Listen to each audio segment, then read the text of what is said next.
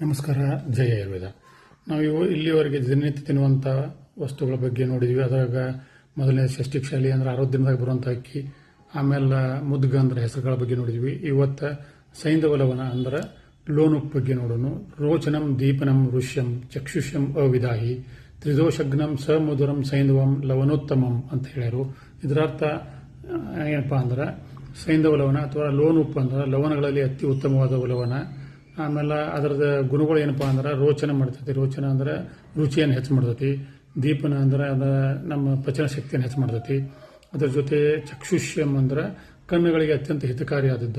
ಅವಿದಾಹಿ ಅಂದ್ರೆ ನಮ್ಮ ಶರೀರದಾಗ ವಿಧಾನವನ್ನು ಉತ್ಪನ್ನ ಮಾಡುವುದಿಲ್ಲ. ಅದರ ಜೊತೆ ಇದು ನಮ್ಮ ಶರೀರದಾಗಿರುವಂಥ ವಾತ ಪಿತ್ತ ಕಫ ಅನ್ನೋ 3 ದೋಷಗಳು ಇರ್ತಾವೆ, ಅವುಗಳನ್ನು ಕಡಿಮೆ ಮಾಡ್ತೈತಿ. ಅದಕ್ಕನ ಇದು ಲವಣಗಳಲ್ಲಿ ಅತಿ ಉತ್ತಮವಾದಂತ ಹೇಳ್ತಾರು.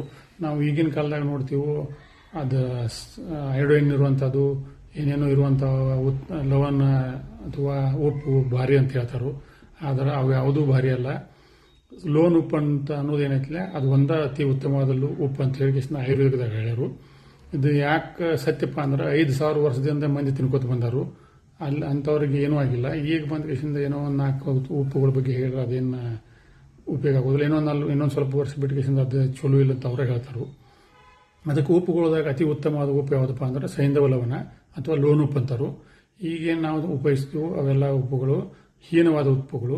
ಅದರಿಂದ ಸಾಕಷ್ಟು ರೋಗಗಳು ಬರೋ ಸಾಧ್ಯತೆ ಇರ್ತೈತಿ. ಇನ್ನು ದಿನನಿತ್ಯ ತಿನ್ನುವಂಥ ವಸ್ತುಗಳ ಬಗ್ಗೆ ಇನ್ನೂ ಒಂದು ಸ್ವಲ್ಪ ಅದಾವು. ಅವನು ಮುಂದಿನ ದಿನಗಳಲ್ಲಿ ನೋಡೋಣ.